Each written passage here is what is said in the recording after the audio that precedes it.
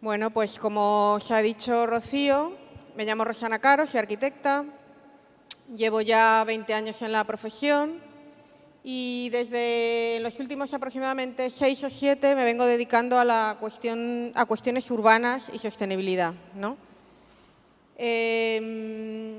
Agradezco a la Dirección General que me hayan convidado a hablar en esta ocasión.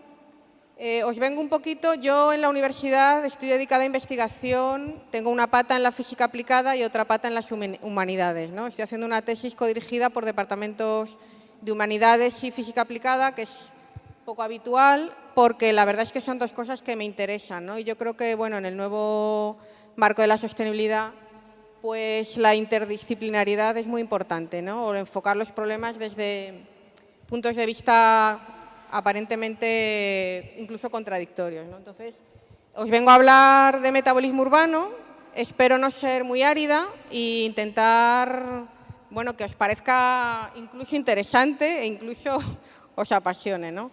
Voy a dar unas pinceladas muy básicas al principio y también os voy a intentar, sobre todo a los municipios, explicar un poco en qué manera puede ser útil como se ha comentado aquí ya, tocar este palillo del metabolismo urbano, que no deja de ser uno de los aspectos, uno más, entre otros muchos, que contempla la sostenibilidad, ¿no?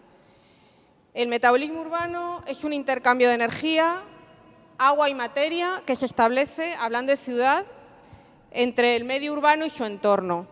Hay un cuarto intercambio que no voy a comentar hoy ahí, que es muy interesante, que es la información, ¿no? O sea, realmente los ciclos metabólicos urbanos son 4, pero la información quizás es el de camino de investigación, yo diría que hoy en día más interesante, pero aquí hay mucho que hacer también, ¿no?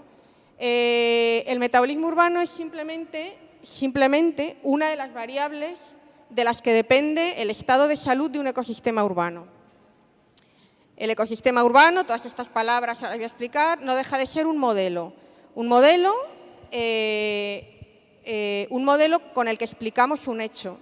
Nosotros vamos a explicar la ciudad mediante el modelo de ecosistema urbano. Es una abstracción que va a ser útil para poder analizar, entender, evaluar y hacer predicciones sobre lo que ocurre en una ciudad, ¿no? En el fondo, digamos que medir el balance metabólico de una ciudad es medir un indicador de su salud, pero hago hincapié en que no es el único, ¿no? La sostenibilidad de los tejidos urbanos existentes, que es la que nos interesa, la ciudad que ya está hecha y consolidada, pivota en torno a 8 grandes aspectos. Y, en principio, nadie se atreve bien a decir cuál es más importante que otros, aunque los sistemas de evaluación o de certificación medioambiental le dan pesos distintos, evidentemente, a cada uno de estos ámbitos, ¿no? Yo os vengo a hablar de uno de ellos. Siempre tened en cuenta el impacto que generamos en uno de estos aspectos es muy importante en el resto, ¿no? Incluso mejorar el metabolismo urbano de una ciudad puede acabar teniendo un impacto sobre la habitabilidad o sobre aspectos de cohesión social, ¿no? Voy a intentar un poco que se vea claro por qué es importante mejorar los ciclos metabólicos urbanos. Pero siempre tened en cuenta que es una de las variables, ¿no? Estas palabras de ecosistema urbano, metabolismo urbano, que empiezan a sonar y parecen un poco raras. Realmente la ciudad, aproximadamente desde la mitad del siglo XX, se empieza a estudiar a partir de una analogía muy útil, que es la analogía con los sistemas vivos.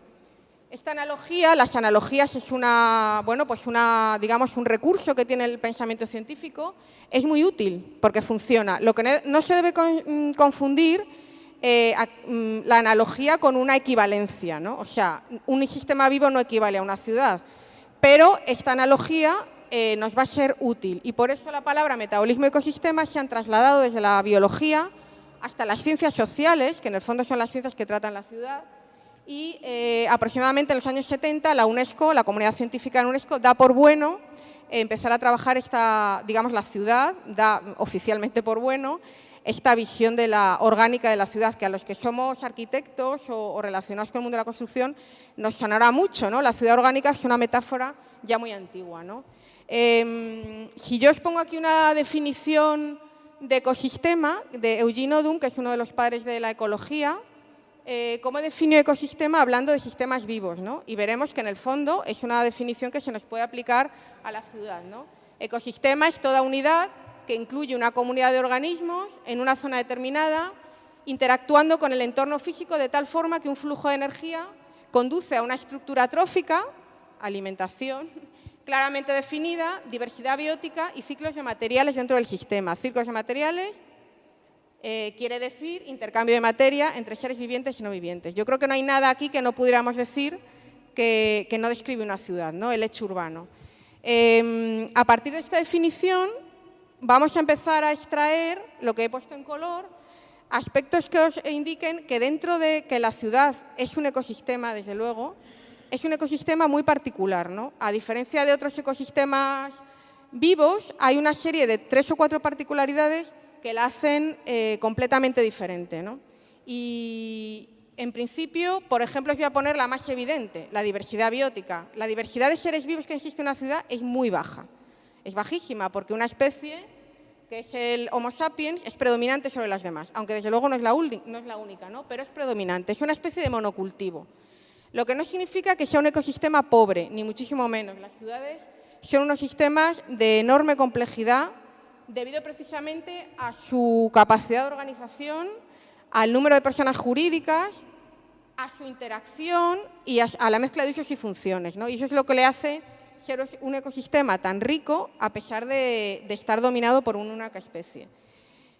En cuanto al flujo de energía y de materiales, los ecosistemas urbanos tienen una particularidad muy llamativa con respecto a otros ecosistemas vivos, que es que los ciclos de energía y materia tienen enormes recorridos, ¿no? Estos enormes recorridos de energía y materia, y aquí hago una cuña, hoy en día los recorridos más largos metabólicos son los de la información, pero bueno, como ya he dicho, por ahí no me voy a meter, ¿no? Hacen que sean ecosistemas realmente muy particulares, ¿no?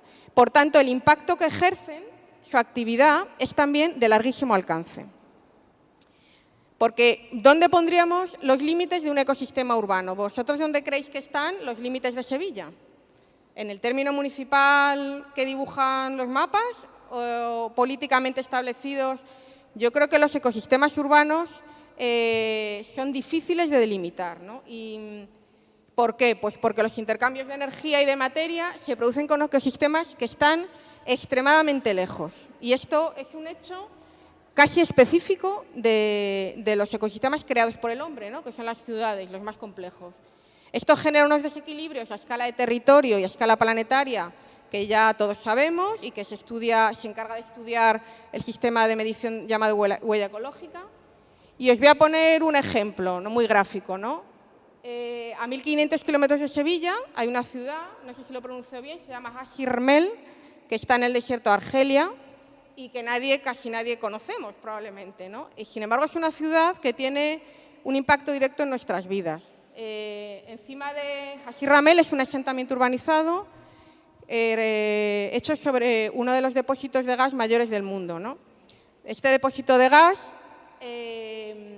atraviesa, bueno, de él parten 2 de los mayores gasoductos que alimentan Europa. Y uno entra por, ahora os explicaré, os voy a poner un mapa, uno entra por Gibraltar y otro por Almería. Realmente, lo que ocurre en Hashirmel, a todos los niveles, tiene un impacto directo en nuestra ciudad, en muchas de las ciudades andaluzas, y en la península ibérica y además en Europa. Este impacto directo nos hace, hemos creado una dependencia metabólica de un ecosistema lejanísimo al nuestro, ¿no? Y precisamente ese hecho es lo que nos hace a la vez tan vulnerables, ¿no? o unos ciclos metabólicos tan peculiares. No existe un sistema vivo en el mundo en el que esto ocurra, ¿no? Os pongo la gráfica. Los 2 gasoductos de los que os hablaba es uno pintado en amarillo y además les ponen nombre, ¿no? El primero se llama Duran Farrell, el nombre lo hereda del empresario catalán que introdujo el gas en España en los años 50, en el franquismo. Tiene 1.500 kilómetros de longitud y es uno de los que la llaman la superautopista del gas. Es uno de los gasoductos que más bombea gas hacia Europa. Y el otro es Medgaz, que es la compañía que lo comercializa y que entra por la playa del Perdigal en Almería. Por supuesto, esta red se extiende después por la península ibérica, alimentando toda una red de gasoductos que van a Europa, ¿no?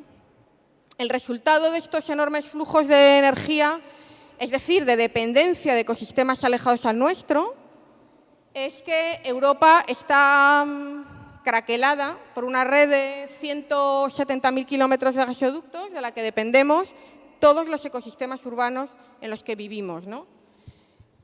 Y genera, bueno, pues desequilibrios como que consumimos el doble del gas del que producimos en nuestro territorio, ¿no? Si a esto añadimos que además estas fuentes de energía son de origen fósil y por tanto la quema de los hidrocarburos introduce una cantidad de contaminantes en la atmósfera enorme, pues entendemos lo particular que es nuestro ecosistema, ¿no? Para tratar la ciudad hemos dividido los ciclos metabólicos en 4. Yo ya os he dicho que habría un quinto, que es la información, que transforma nuestra realidad de una manera más invisible, quizá digamos, ¿no? Y que también nos hace depender de ecosistemas muy lejanos, ¿no? Es el caso, como decían antes, de la compra online, ¿no? Etcétera, etcétera. Pero bueno, los que vamos a estudiar hoy, que son de más directa aplicabilidad a la ciudad amable, son el de energía y atmósfera, que están muy relacionados, el del agua y el de la materia y los residuos, ¿no? Todos los ciclos metabólicos urbanos se deben regir, en el marco de la ciudad sostenible, se deben regir por los principios. El primero, el de la autosuficiencia, el más importante, y después la eficiencia. La autosuficiencia de cualquier recurso pasa por el empleo preponderante de los recursos locales, ¿no? Es decir, tratar de establecer redes de suministro o de intercambio de energía o materia a escala local, ¿no? Ese es el principio. Y después que esa red o ese intercambio se produzca de manera eficiente, que eso, digamos, que está un poco en manos de la tecnología y de lo que somos, desde luego, pues muy capaces, ¿no? Si bajamos, no vamos a cambiar el modelo energético español, con la ciudad amable no vamos a pretender eso, ni vamos a tener un poco, vamos a bajar al alcance de lo que podemos transformar, y yo creo que las transformaciones pequeñas y locales son muy importantes, sobre todo por el cambio cultural que suponen, ¿no? Y que pueden desencadenar cambios a mayor escala. Pero ¿qué podemos hacer para mejorar los ciclos, los balances metabólicos de vuestros municipios, ¿no? Y aquí la charla, digamos, que va a bajar un poquito más a cuestiones más prácticas y que se pueden implementar, ¿no? Energía y atmósfera. Bueno, ya sabemos que, como he dicho antes, la energía y la atmósfera son dos ciclos que están completamente relacionados. Las fuentes de energía que utilizamos son mayoritariamente de origen fósil. Cuando se queman, porque necesitamos energía, introducen en la atmósfera un montón de contaminantes, no solamente CO2, dióxido de azufre, monóxido de nitrógeno, un montón de ellos que generan un desequilibrio en la atmósfera que acaba afectando, por supuesto, al clima y a la salud, ¿no?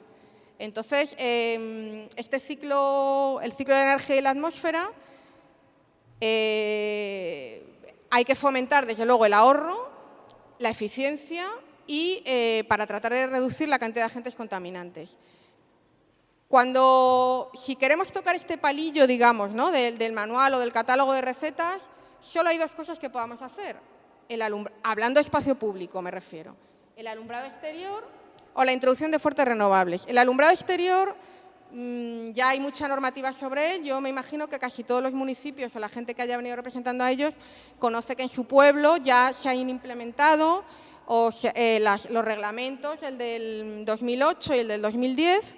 El del 2008 porque tuvo un periodo de carencia, me parece, de 3 años, que tuvieron los municipios y hubo un montón de líneas de subvenciones y ayudas. Entonces, digamos que el alumbrado exterior, en principio, es un capítulo que podríamos decir que se da por hecho, aunque no lo sé, ¿no? Habrá a lo mejor muchos municipios que todavía no lo tengan totalmente actualizado. Y la introducción de fuentes renovables en el espacio público es un poquito más complicada, pero desde luego sin renovables no hay cambio. Eso es evidente, ¿no? La fuente de energía es la que tiene que cambiar. Quizá el espacio público es donde mayor limitación haya para aplicar las renovables, pero no deja de tener también su importancia, ¿no? El espacio público, yo pienso que donde más margen de mejora hay para pequeños municipios y, desde luego, para los grandes, es en el agua, ¿no? El agua es uno de los recursos que más ineficientemente se emplea y hay una estrategia básica que, además, es como bastante factible cambiarla, ¿no? Que es simplemente intentar reducir la cantidad de agua que entra en el saneamiento urbano. El saneamiento urbano es un sistema muchas veces que se ha ido diseñando a parches, que no está pensado con absoluta eficiencia y que además consume energía, o sea, está lleno de bombas, de depuradoras, etcétera, que consumen energía interceptando al otro ciclo, al ciclo de la energía y la atmósfera, ¿no? Por tanto, hay como una estrategia básica que realmente no es tan difícil de aplicar y que ya nos podemos poner a ello, que es a reducir la escorrentía urbana manteniendo el flujo natural del agua, ¿vale?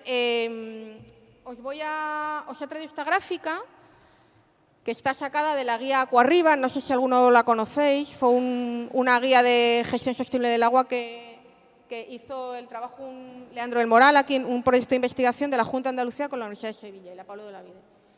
Y es un gráfico que os muestra que en un medio natural prácticamente la mitad del agua que cae de lluvia es filtrada al terreno. En un medio urbanizado, este porcentaje se reduce al 15%, mientras que el 55% forma parte del agua que va llamada escorrentía urbana, que es un agua que termina en la red de saneamiento.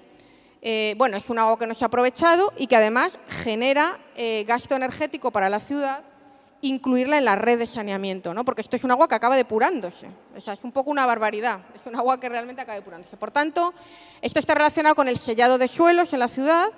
Sellar los suelos en exceso es una barbaridad y debemos de permitir que un gran porcentaje del agua recorra su ciclo natural, ¿no? Que de la lluvia termine en el terreno, infiltrándose y generando además, afectando al otro factor de la sostenibilidad urbana, que es la biodiversidad, ¿no? Porque, insisto, todo esto está relacionado. Veremos que lo interesante y lo bonito del paradigma sostenible de la ciudad es que es un poco como una carambola en el billar, o sea, tocas un palo y todos los demás se ven afectados. Un esquema convencional de agua, esto os lo cuento brevemente, la mayor parte del agua de lluvia cae sobre superficies impermeables, acaba en la red de saneamiento urbano. Parte de la que cae sobre superficies permeables también, y solamente entra al saneamiento urbano aquella que cae sobre parques y jardines, sobre suelo no sellado. Los edificios, toda el agua que cae sobre los edificios acaba en saneamiento urbano, incluida la de las cubiertas, que es otra agua perdida, por decirlo así, generando un gasto energético, una carga en el sistema de saneamiento innecesaria y haciendo del ciclo metabólico del agua pues un ciclo disfuncional, ¿no? No es un ciclo que funcione. Si intentáramos implementar un ciclo integrador del agua en la ciudad, olvidándonos un poquito de lo que ocurre en los edificios, que no es el objeto hoy de este encuentro, simplemente decir que incluso los edificios, recogiendo parte de su agua llamada agua gris y uniéndola al agua que recogen en cubiertas, depositándola, a veces tratándola, dependiendo, puede pasar directamente a la infiltración del terreno, ¿no? Y que, desde luego, del agua de lluvia, en un esquema ecointegrado del agua, el agua de lluvia debería de pasar la mayor parte al terreno y utilizar, y esto es lo más importante, en el espacio público, limpieza y baldeo de calles, no con agua, como se está haciendo ahora, con agua que ha sido introducida en el sistema para abastecimiento humano, que es una barbaridad, porque esa agua ya ha gastado mucha energía en llegar allí y ahora limpiamos y baldeamos las calles con ella, ¿no? Bueno, pues intentar en estos ciclos, intentar hacer pequeñas mejoras que conduzcan hasta un uso racional del agua, ¿no? Por tanto, resumen, dos estrategias básicas: mantener el flujo natural del agua utilizando suelos permeables, y luego hay un montón de otras tecnologías sencillas que se han utilizado siempre, como los pozos o las zanjas de infiltración, y otra serie de tecnologías que, por ejemplo, tenéis disponible. Bueno, hay mucha bibliografía sobre esto, luego os voy a indicar un poco cuál es la más práctica para usar, ¿no? Y luego la captación y el almacenamiento, tanto del agua de escorrentía urbana, que se puede almacenar, captar y reutilizar, como el agua pluvial. empleándola en una jardinería hidroeficiente y empleándola para limpieza y baldeo de calles, pues estamos mejorando el ciclo del agua. Y realmente muchas de las operaciones, un poco de ingeniería no, realmente es que no son muy complicadas. Quizá la intervención en el espacio público sea la ocasión perfecta para mejorar un poquito esa red. No para transformar la red entera, evidentemente, pero para ir introduciendo en el espacio público es el pretexto perfecto para ir mejorando la red. Es muy importante, ya lo diré luego, hablar con los equipos de mantenimiento de los municipios, que saben mucho y pueden aportar muchas ideas, ¿no? En cuanto al ciclo de la materia y los residuos, bueno, pues aquí también hay cierto margen de operación, ¿no?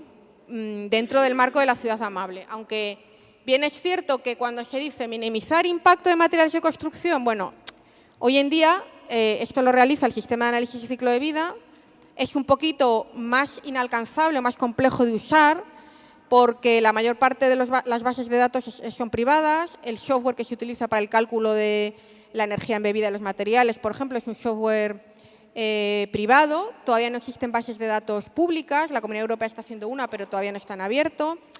Y es un poquito más complicado. Aquí lo que va a haber que hacer es un poco aplicar el sentido común, ¿vale? Y dejar ese margen de flexibilidad o un poco también de conocimiento que da la experiencia, ¿no? Que ahora veremos. En cuanto a residuos, pues existe ya la normativa, son aspectos que están tratados en la normativa y que en principio lo que se deberán de implementar, pues lo mejor posible. Evidentemente, habrá municipios que vayan muy delante, otros por detrás, pero lo que no hay que olvidar ninguno de los aspectos, ¿no? Eso es lo más importante. Las estrategias básicas que podemos hacer para mejorar el ciclo de la materia, una muy elemental, intentar mover la menor tierra posible, es decir, los movimientos de tierra no justificados, pues hay que pensárselos mucho, o sea, hay que justificar que uno va a hacer un desmonte de 3 metros o va a llenar, porque realmente es una energía gastada muchas veces sin sentido, ¿no? Los materiales de baja energía incorporada, como digo, es un poquito más complicado porque no hay una base de datos unificada. Entonces, a lo mejor aquí surgen distintas opiniones sobre si un material tiene mayor energía embebida o no. Es cierto que hay como grandes números que se pueden usar. Los aceros, los hierros, son los materiales del planeta que más energía embebida tienen. La piedra natural, pues uno de los que más baja tiene. Entonces, habrá que tener cuidado a la hora de seleccionar materiales porque con una gran idea de lo que se hace sí se pueden tomar decisiones, ¿no? Sobre qué materiales emplear. Que sean durables es evidente. Bueno, la durabilidad es una de las cosas que disminuye el ciclo de vida de los materiales, ¿no? Fácilmente reciclables también. Técnicas constructivas que faciliten la reutilización, pues también hay muchas decisiones que tomar aquí. Está relacionado con la durabilidad también, ¿no? Y luego una cosa muy importante, el mantenimiento. O sea, los técnicos de mantenimiento de los municipios se las saben todas, lidian todos los días con problemas reales y es muy importante contar con ellos. Es decir, las pequeñas plantillas o grandes o medianas que haya de la gente que se dedica a mantenimiento en los municipios, yo creo que hay que empezarlas a hacer participar, ¿no? Porque muchos de los arquitectos nos olvidamos de lo que ocurre una vez que se entrega una obra y realmente los que luego se acuerdan de ti son ellos, ¿no? Entonces, es dinero, son recursos municipales y, bueno, hay que también darles voz, ¿no? Son los que reparan los pavimentos de ladrillo no sé qué. Entonces, es importante también oírles. Y, desde luego, la reducción y el reciclado de residuos, que ya, como he dicho, está regulado por la normativa. En resumen, el mensaje que quiero transmitir es que realmente si mejoramos el metabolismo urbano, si cada intervención en el espacio público se utiliza como ocasión de escala pequeña, pequeñísima podríamos decir, pero si se utiliza como una ocasión para mejorar cualquiera de los ciclos, va a tener impacto por supuesto, sobre el resto de los ciclos metabólicos, pero además acabará teniendo impacto sobre otras cuestiones de sostenibilidad aparentemente muy alejadas, ¿no? Os pongo un ejemplo, la eficiencia del alumbrado exterior mejora la habitabilidad. ¿En qué sentido? Pues en sentido de confort, accesibilidad, seguridad y salud, adaptación y mitigación del cambio climático y la introducción de renovables hacia la autosuficiencia energética, que es el gran principio, yo creo, de la sostenibilidad metabólica urbana, ¿no? La autosuficiencia. En este árbol he hecho una especie de resumen de interacciones posibles, ¿no? Mejorando el ciclo del agua, mejoro indirectamente la biodiversidad, ¿no? El índice biótico del suelo, que es un coeficiente que mide la permeabilidad de los suelos y que si los suelos son más permeables son más capaces de generar microorganismos y vida. La cantidad de espacio verde por habitante, indirectamente se puede mejorar, la proximidad simultánea a espacios verdes, la densidad del arbolado, los corredores verdes. E indirectamente estaré mejorando la calidad del aire, el confort térmico, incluso el acústico, la percepción visual del verde urbano, que es otro de esos factores que tienen que ver con la biofilia, ¿no? O sea, el bienestar que nos produce tener un cierto contacto con la naturaleza. Si mejoro el ciclo de la materia, estoy mejorando el ciclo de la energía y la atmósfera, etcétera, etcétera, etcétera, ¿no? Entonces, yo creo que un poco cuando uno aborda las cuestiones de metabolismo urbano, que son cuestiones muy tecnológicas, no debe olvidar lo que está haciendo, que es simplemente introduciendo una mejora en un sistema complejo en el cual va a tener repercusiones beneficiosas, entra un poco en el círculo virtuoso, ¿no? Y no debemos desestimar ninguna medida por pequeña que sea. Y yo creo que eso es un poco lo que tiene que entrar en la cultura. Una obra es una ocasión para mejorar el estado de mi ciudad. Una obra incluso pequeña, ¿no? Como puede ser el arreglo de una calle. Y no podemos confiar, evidentemente, en que el mejor metabolismo urbano del mundo no da la mejor ciudad del mundo. Eso es así, ¿no? Una ciudad puede ser metabólicamente perfecta porque la han hecho unos ingenieros listísimos y todo es eficientísimo y el agua entra por aquí, sale por aquí, el riego por aquí, y no nos debemos creer que con eso la ciudad va a ser mejor. Eso no es verdad, va a ser más eficiente nada más, ¿no? Pero no debemos perder en cuenta el impacto que tiene, por ejemplo, sobre la habitabilidad y que acaba por tener impacto en la cohesión social y en el aspecto de la gestión y gobernanza. Es decir, una ciudad metabólicamente más eficiente se gestiona mejor. Acaba por gastar menos recursos también, tanto humanos como materiales, ¿no? En conclusión, los ciclos metabólicos autosuficientes y eficientes favorecen el comportamiento de otras variables. La selección de medidas que escojamos tiene que estar acompasada a la capacidad de gestión municipal, es decir, yo creo que afrontando un proyecto como estos, los técnicos tienen que medirse también, ¿no? Hay sistemas hipersofisticados, pues que a lo mejor tampoco merece hacer hincapié en ellos, sino hacer pequeñas medidas, ¿no? En general, huir de soluciones estandarizadas, carísimas o milagrosísimas, sino más bien intentar acompasar un poco todos los aspectos. Como ya se ha dicho, el enfoque transversal, de cada uno de estos aspectos hay especialistas. A lo mejor tampoco hace falta ser un hiperespecialista, pero bueno, hay que saber ciertas cosas para atajar las cosas con un poquito de rigor, ¿no? Y para eso la formación la he puesto como último aspecto importante, que es lo que estamos haciendo hoy aquí. Os he puesto 2 guías básicas, la guía de certificación del urbanismo ecológico, de la que también hablaré mañana en Huelva. Es demasiado extensa, ahí os tenéis que ir al capítulo de tejidos existentes y no mirar más. Y tampoco no atosigaros, a veces estos sistemas de certificación a veces son un poco agobiantes de la cantidad de... Y la guía de gestión sostenible del agua urbana, que esta guía, por ejemplo, está fantásticamente hecha. Es una guía llena de gráficos, pensada para que cualquier persona la pueda entender, no hace falta ser ingeniero, pone un montón de ejemplos prácticos. Y bueno, en último término, la guía que ha elaborado la Dirección General, que yo le reconozco un enorme esfuerzo de síntesis. O sea, la guía que ha hecho la Dirección General de Arquitectura ha sintetizado toda la complejidad de sistemas de certificación, de indicadores, de millones de aspectos, en un documento breve que yo creo que para la escala de la ciudad amable está bastante bien hecho y que, hombre, merece que que todos nos lo manejemos, ¿no? Con soltura. Y bueno, yo creo que ya está.